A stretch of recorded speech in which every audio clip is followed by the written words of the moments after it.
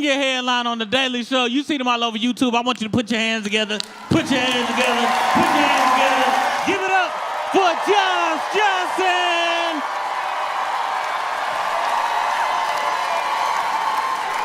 I do my best to be fair with people. I'm not perfect at it, but I try, you know. And sometimes the fairest thing you can do for a person is be honest with them. Like, so how many people do you know in your life who are suffering because the people around them let them live in delusion? You know what I mean? I've had to sit friends down and be like, listen, you're gonna have to date who like you.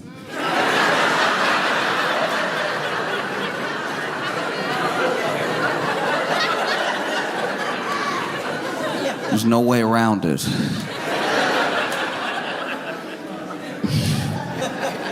So sometimes the nicest thing you can do for a person is be honest with them. And if I'm being honest,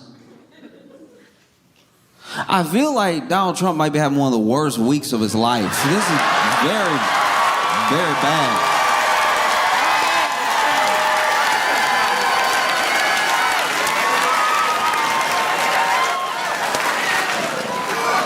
I mean, this is, oof.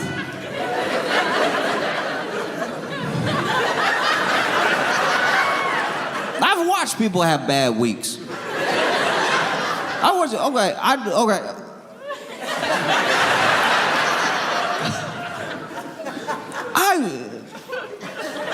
I've watched people have terrible weeks. There was a dude from my hometown that would ride his bike everywhere, and he got hit by a car and struck by lightning in the same week. He survived both, but wow. Because he was riding his bike, and you know, a lot of cities in the South we don't have enough sidewalk. We really abandoned the entire idea of someone might want to get somewhere in not a car. So he was riding his bike, but there's no sidewalk, and there's also no like bike lane where I grew up. And so there's just like, if you take the service road, it's just ditch and then ditch and then ditch and then ditch. And so then he over here BMXing the ditches going. But then when you do that, you do appear out of nowhere, because the ditch is deep enough where you know you ride, and then there's a little bit of road, then there's another ditch, and then you pick up another ditch, right? You know that's how you get there. But anyone making a left turn on the service road just sees someone on a bike coming truly out of nowhere and sends them flying, right? So he got hit by a car, and the car was turning, so this means it was slower than it could have been, and turned into him. He flipped over everything, bam, bam, bam, landed in the ditch, so at least landed on some grass, right? And then he was all banged up, and then he had to walk the rest of the week until he get his bike fixed, until he healed up a little bit. He had to, walk around town. He was walking around town, and there was a thunderstorm. Which normally, here's the thing, this is like a big Southern tradition, right? Is that when it's lightning outside, nobody do anything. We turn off the TV.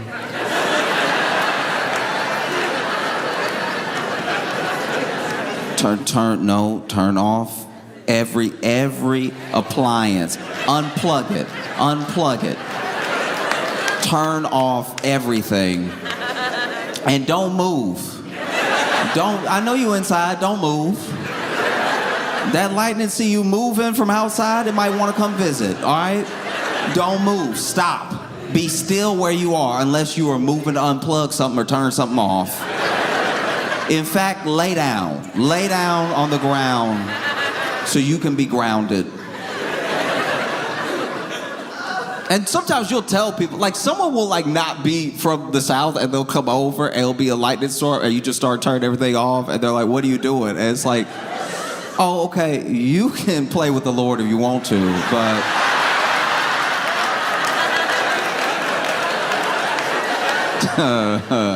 I like not being lit up, okay?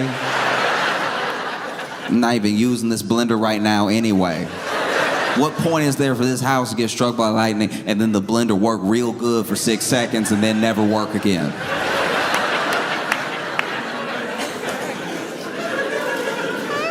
And so he was walking out in the thunderstorm, and to be fair to him, it was like, what was he supposed to do? I guess lay down. But like, what was he really supposed to do? So he's walking, making his way and everything, and you know, up off ditch, and now he can watch for cars a little easier because he's on foot and stuff, ditch and everything.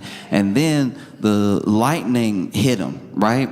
And it hit okay, the way, I never been hit by lightning before, but the way that it hit him, he did, this is what I'm told, I was not there, but the way the lightning hit him, he did bounce. And I don't know,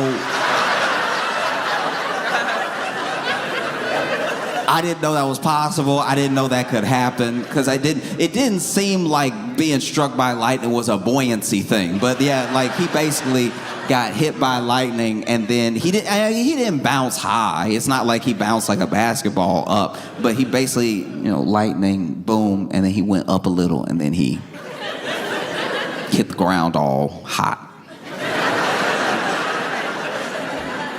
Charred.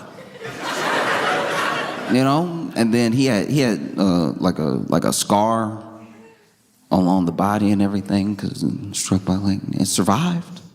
You know, I've never seen personally somebody get hit by lightning and then get up. I wouldn't. If I got struck by lightning, I'd be like, y'all, you know what? You know, the Lord knows I need a nap. I'm gonna take a nap. Works in mysterious ways. Sometimes you just need to sit down somewhere. What makes you sit down anywhere like being struck by lightning? And so, you know, he boom, boom, boom. And that was trying to get places next 2 days was very rough because he was already banged up from the car. And he was crispy. And he still wasn't having the week that Donald Trump is having. This is like...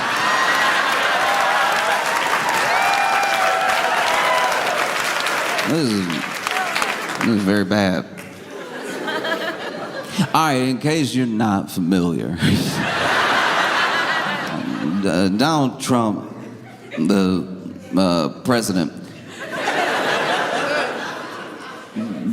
was, you know, like minding his business, trying to enjoy the government shutdown ending, right? Which should be, that should be a good day.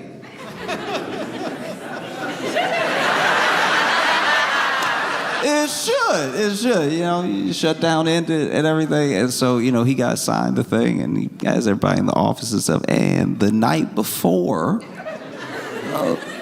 looks like the House Dems released these 3 emails that were from Epstein's estate. So it's different. It's different from like if something was subpoenaed and stuff. It's not like something that was like sealed and then is being released. This, I think, works differently where it's just from the estate, right? And so then they release these 3 emails, and the 3 emails are not, they're not Epstein talking to Trump. They're Epstein talking about Trump.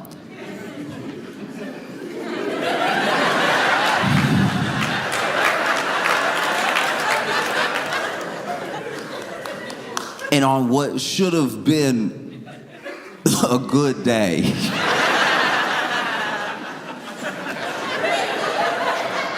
All right, the best way I could describe what happened is I went to a birthday party, and at this birthday party were a bunch of different friend groups. Like, I shouldn't say a bunch, like 2 friend groups. But I don't know if you've ever had this in your life where you have this person who you're friends with who has a bunch of friends, and then you have this other person you're friends with who has a bunch of friends. But it's enough people in general, whether it's because of school or because of work or whatever, it's enough people in general that the people that know them, eventually there's an overlap of people who are friends with this person, but hate each other. Like they hate each other, or they hate the other friend, but they're part of this friend group, hate the other friend, right? So I was at one of those birthday parties. I was at a birthday party for someone, and the person who hated him the most came to the birthday party. They came because they were invited by our least thoughtful friend, and so having no awareness, least thoughtful friend invites them to the surprise party. And so then we're all like, hey, surprise. And they see this person and they were surprised. And then everybody's waiting for something to pop off and nothing ever did because they hate each other. Like, ooh, they hate is under. It's below the heart. It's behind and underneath. They hate from like the diaphragm, I think. They hate so much. They hate him. Anyway, so they hated the birthday boy a lot. Like, ooh, I wish I hate you. And so then they bring out the cake, and the cake got like one of the candles for every year, and they getting up there, so it's enough candles to light up a room. And put it down, birthday boy blows them all out. They cut up the cake. We're all chatting and everything in different rooms and stuff. And then the one that hate him, right? Leans over to me and he's like, before everybody, was like singing happy birthday and everything. Before, they like brought out the cake and stuff. I farted in the cake.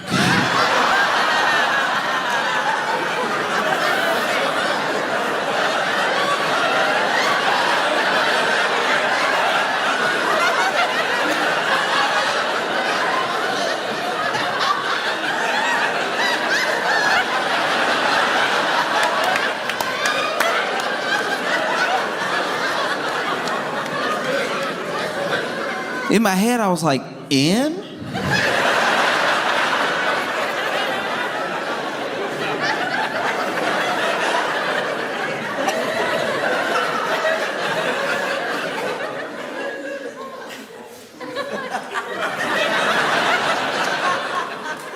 In just assumes a level of power that normally you'd say on, but whatever.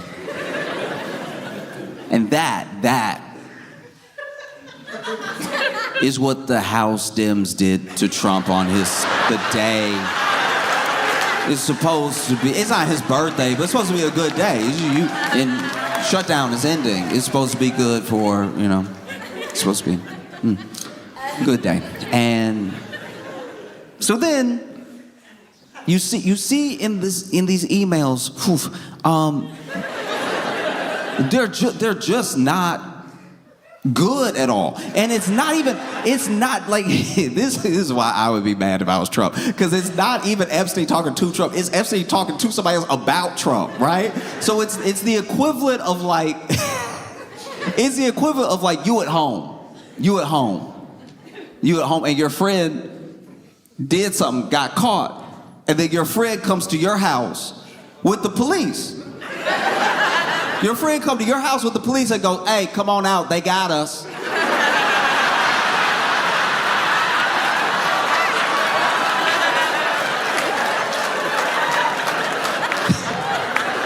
What do you mean us? I was at home. Because the email doesn't even like one of the main ones that was making the rounds on the news doesn't even like implicate Trump in anything. It just implies that Trump knows something that Epstein knows about what Epstein did that is very bad. That he hasn't told any authorities, but he knows is bad, right? Which doesn't look good. It's just one of those like, this is bad for everybody. Is what? Ooh.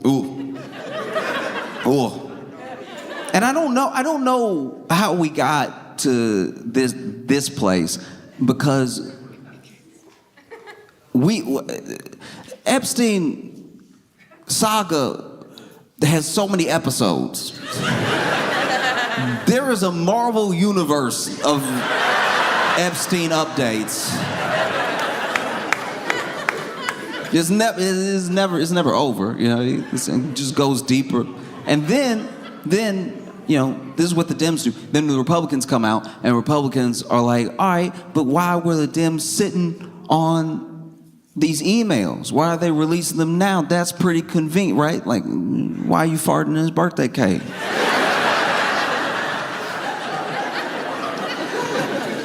And then, I suppose, to try to show transparency, to try to be like, we're actually the party that wants to get to the bottom of the Epstein thing the most, the Republicans release 20,000 pages. 20,000 pages. I don't know if I've sent 20,000 emails in my life. 20,000 emails, these pages of Epstein talking about everything, talking about Trump, talking about Larry Summers, talking about it's so much. It's so much it makes you wonder, whoa, why 20,000? It almost felt like they were like, you know what? Release 20,000. People don't read.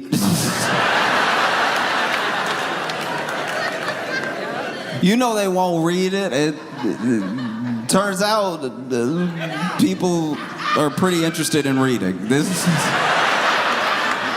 turns out if it's an interesting enough novel, people will dive deep into the reading.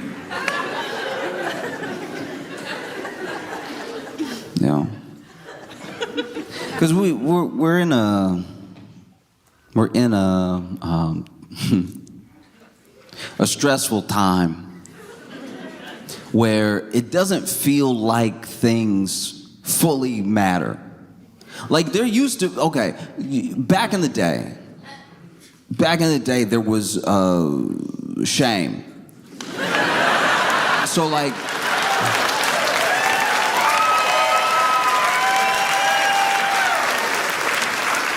if you were in public office, if you were in public office and you did something, or somebody accused you of something, or sometimes it didn't even have to be anything. There was enough shame that you would resign or you would retire from politics in shame because we had shame.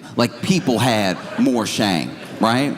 And I don't know, I'm not gonna blame all of it on social or influencer culture or anything like that, but we have more people than ever that we know about in our own little pockets, right? We have more people than ever that are involved in scandals.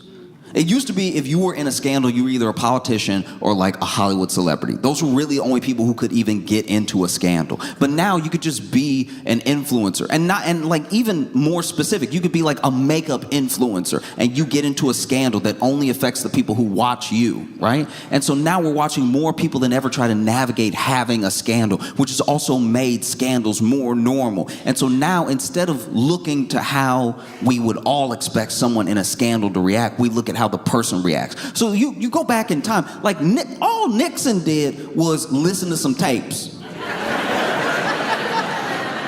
When you really sum it up, it's yes, the spying and the blah, blah, blah. But it's Nixon himself, just Nixon, listened to a garbled tape that was of no consequence, really. It was that man resigned over. And I know he did plenty other stuff besides. I'm just saying, the thing that when we think of Watergate, when people even really think about what Watergate is or what it meant to people, it was the scandal of the government spying and how the opposition treats each other and everything like that. But when you really look at Nixon, I'm not taking up for Nixon at all. I'm literally just saying that when I watched the documentary, it sounded like he resigned over.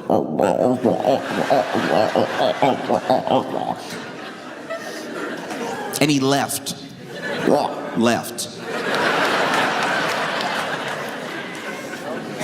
And now there's a scam. There's something happening. And obviously everybody puts it on Trump specifically, and he is our version of it, but it was happening all around the West before this. It was bubbling up. Everything does not revolve around this man. There was something that was happening in lots of different places where politicians were realizing how much they could stress test the trust of the general public, right?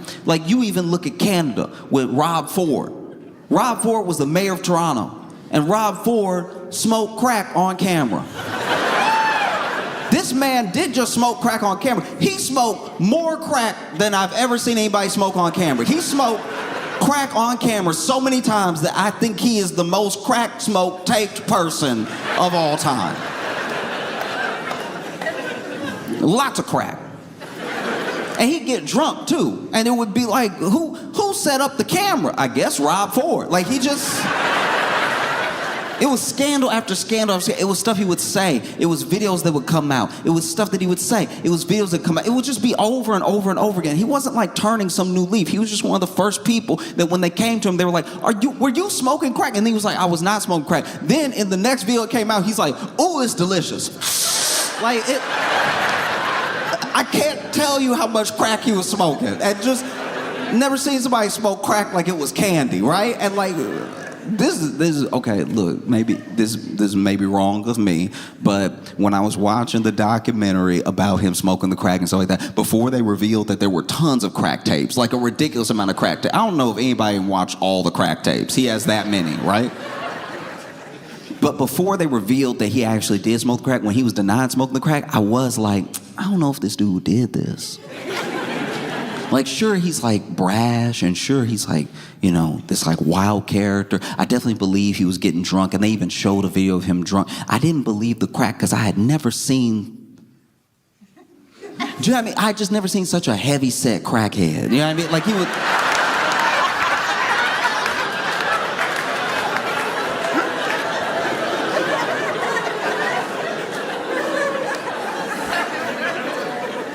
I'm just saying, like, he had that plausible deniability from me, because every crackhead I'd ever seen was petite. You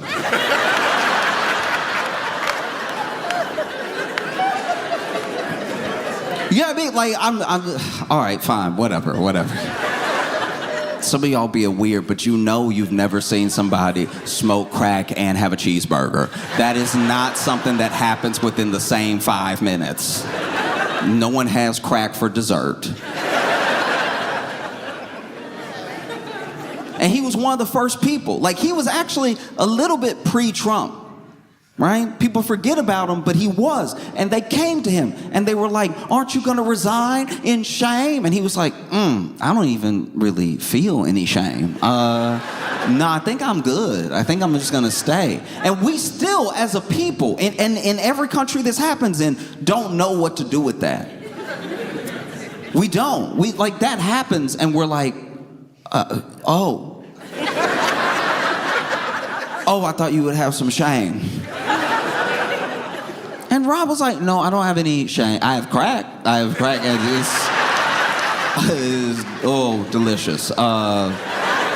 Truly, when I tell you, sometimes I can even feel the shame creeping up, but like, shame and crack never meet. They're never in the same room together. So if you feel any of that shame creeping in and you hit a little crack, shame seems to disappear. You know? Because now you even look at like, with like influencer culture, there used to be this thing, like let's take it all the way back, right? Let's take it all the way back to maybe like the 80s or 90s, where if a tape came out of you in some sort of lewd act, it was immediately shameful. It was like immediately the thought process around it. I'm not even saying whether or not that's right. I'm saying that's what people did. Okay? And now you fast forward to today, and something will leak. Maybe someone's nudes leak, maybe a video of them leaks, and then we wait for the person to react to know if we feel shame for them. Or if we try to shame them. It's all based off their reaction. We look to them to know what to do next. So if something happens, if a tape goes out, if some nudes leak or something like that, and the person's like, oh, yeah, that's what I look like. We're like, oh, okay, all right, wow. And not across the board. I'm just saying that becomes the sort of general understanding. But then if that person's reaction is, oh no, you saw me naked. We'll be like, oh, we did.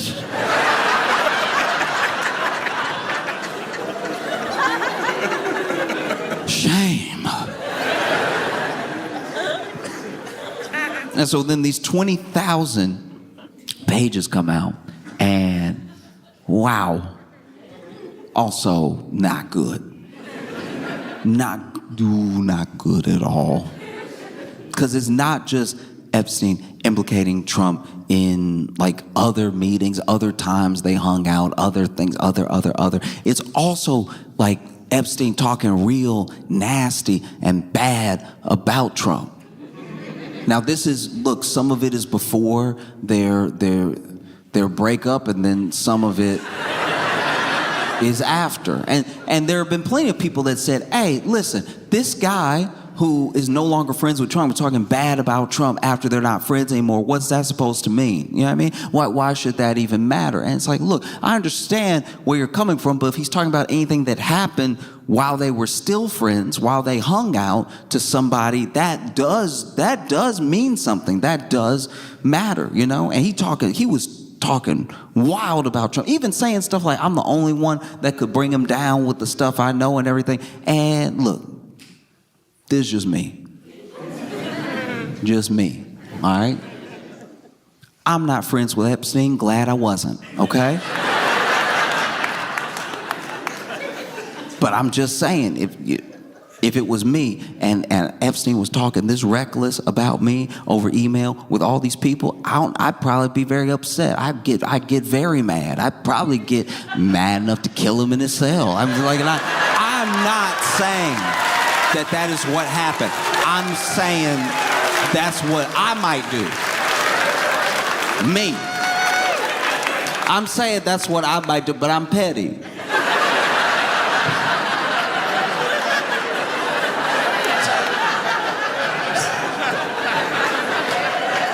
You know?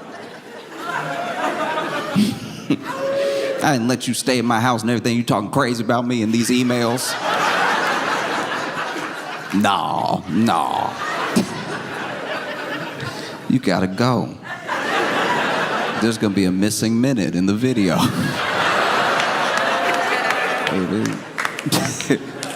Because that's also what's wild. That's where we left off, you know? Remember where we left off, where there was they released the video and it was hours long and it was missing the most important minute it could miss? Yeah. Remember when there were like no files? Yeah. Remember when Pam Bondi was like, look, there's no files. Don't listen to your memory.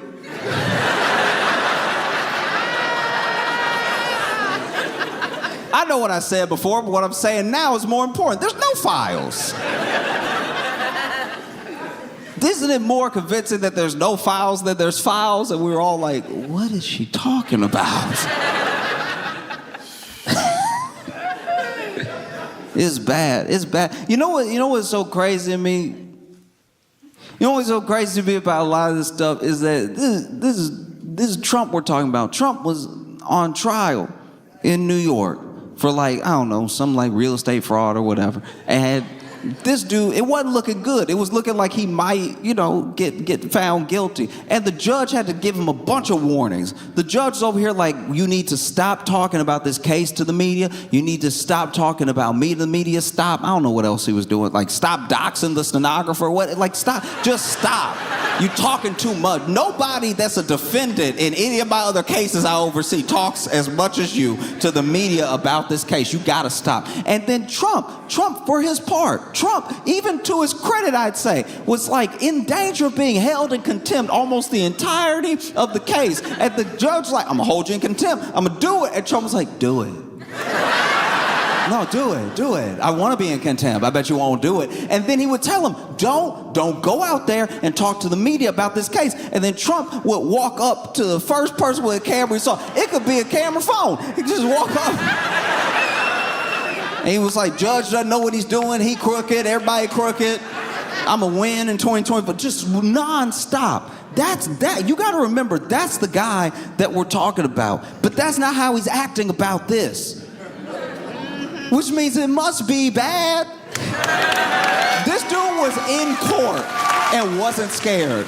But this man, they reached out to all They reached out to all of these Republicans to try to help stop this petition, right? There's this petition to release the Epstein files in the House, and that petition has to go to the Senate, and the petition, But, he's trying to get it stopped. He's trying to get it killed, like now. Want it killed now, right? Gotta kill it.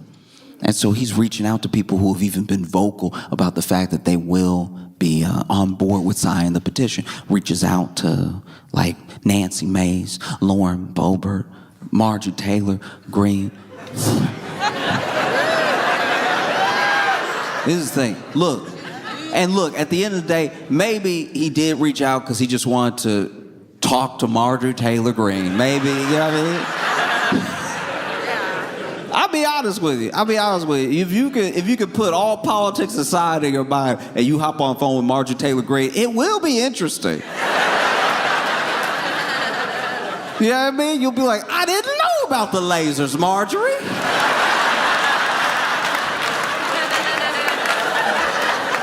If I was ever on the phone with Marjorie Taylor Greene, you know what I would do to keep her on the phone? I would every couple sentences, I'd just go, oh! Let her think she was blowing my mind. Throw in a really every now and again. Calls Marjorie Taylor Greene. Apparently none of them are having it. Apparently. Lauren Boebert even was pressured so much to not sign the petition, she was like, it must be worse than I thought. Y'all barely talk to me.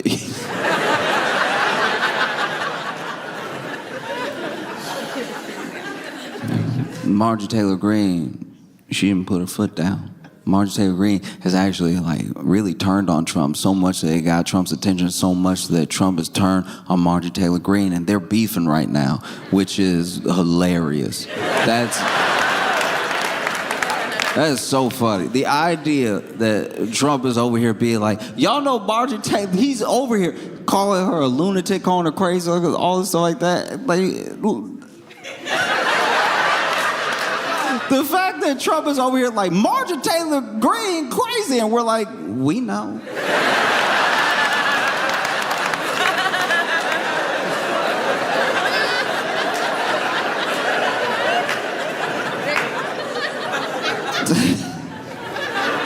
That's wild. What other revelations you got?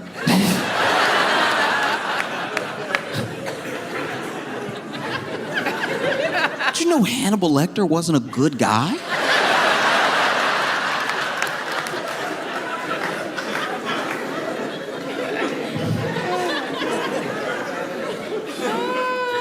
I'll tell you as well why Trump's not having a good week. There's been interviews, and there's just been a general discontent with some of what's happening in the country. Trump ran on America First. It's supposed to be Americans first. It's supposed to be America first. But what is happening? And what place is America in? It doesn't seem like there's a one in front of it. Because people point to, how ruthless in the shutdown things got with Snap, how people are treated, in the country, how America First just sort of feels like a slogan. It doesn't feel like it's really in the agenda. It doesn't feel like what's really happening and everything. And so then you see members of the MAGA movement turning on Trump. And maybe not fully and maybe not forever, but it is happening. There's a swell of discontent with what he's been doing, how the country is right now. There were so many things that were supposed to be fixed on day one. You can talk as much as you want. He's very good at campaigning. He's not good at governing. He's so good at campaigning because campaigning is before you have to. All right.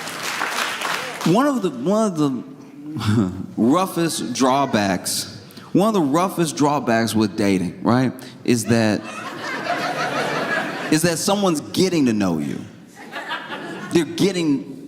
They don't know you yet, and you can put your best foot forward. You can even try to be the person you're pretending to be, but they're getting to know you, right? And the thing is that early phase where they're getting to know you, the good stuff that happens can also hurt you in the long run. Okay, like my buddy, all right. They had like a fun little, we're gonna cook for our first date, right? I'm gonna go take a little cooking class. And so they go to this cooking class and there was this jar and she couldn't open the jar. She was trying with the jar. Trying with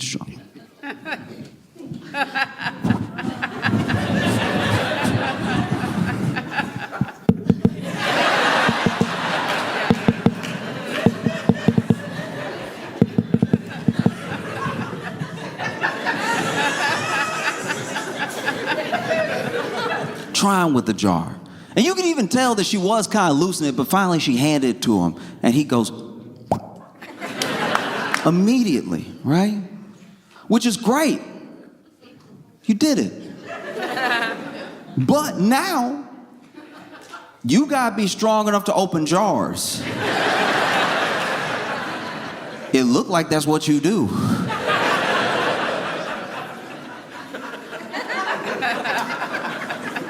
No.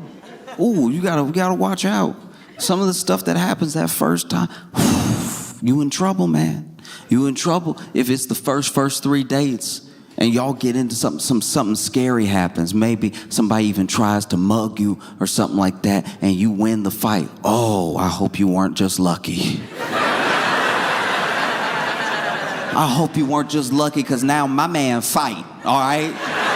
She gonna tell everybody her man fights. She might even start a couple fights for you. Oh, you want my man to come over here and handle you? In the back of your head, you're like, look, the mugger slipped in a puddle. I mean, I just grabbed the purse back. That's all I did. And like dating to being in a relationship is like what campaigning is to governing. It's wild even to watch some people's reactions. There are some people who have some truly insane and disgusting reactions, or just reactions that are meant to confuse. There are so many people that are like, why didn't the Dems release all this stuff years ago when Biden was president? And it's like, all right, this is the way that records work. There are some things that you could just release outright, like things that maybe you get from an estate or something like that. But then there are things that are part of an investigation, which as long as that investigation is going on, as long as that court case is going on, you can't just release those things to the public. Now that some of these things have been set to rest now, like, you know, obviously like Ghislaine is in jail and everything. And then there are other parts of documents that get redacted either because they're part of a potential ongoing investigation or it's to protect the name of a survivor of the abuse or something like that. There's all these different reasons that you could have for when you release things on whatever schedule. But even when people make that sort of argument, I'm like, wait, I can't tell. Are you mad that they are released? Like, what I don't even know what that's meant to accomplish. Why didn't the Dems release it sooner? It's like, all right, it's out now. Isn't that what we're talking about?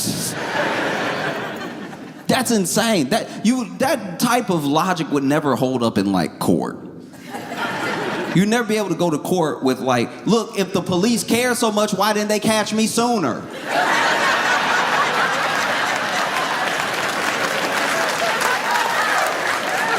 Y'all over here acting like you care. I did it a long time ago. You didn't try that hard to find me.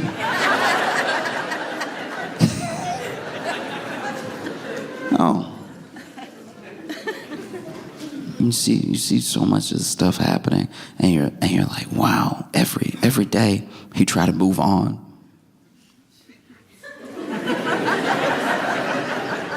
Every time he try to move on, it gets worse. 20,000. And 20,003 emails.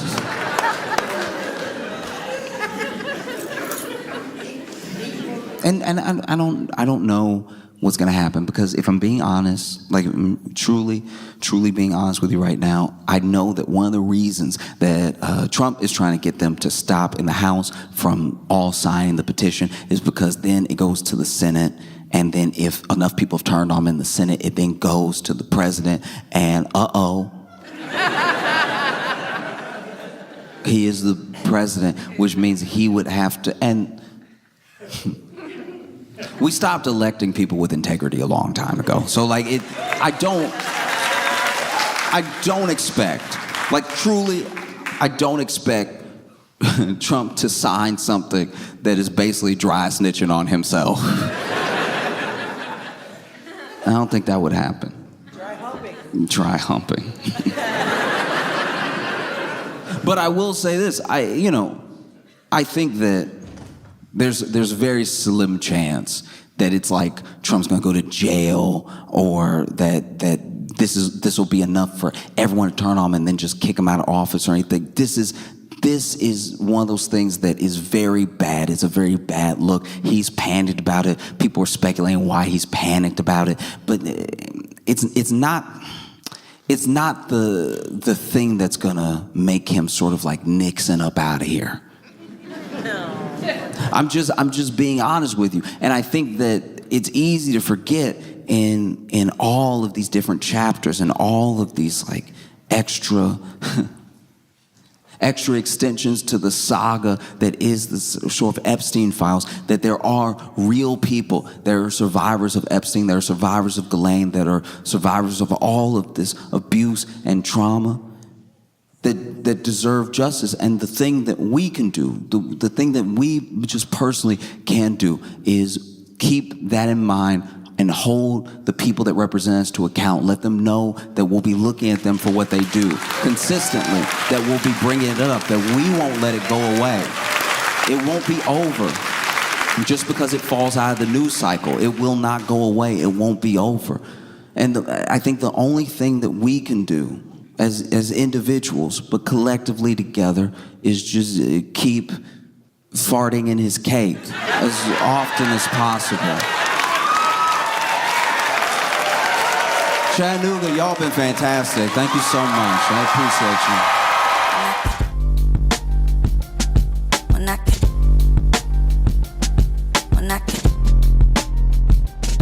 Mira.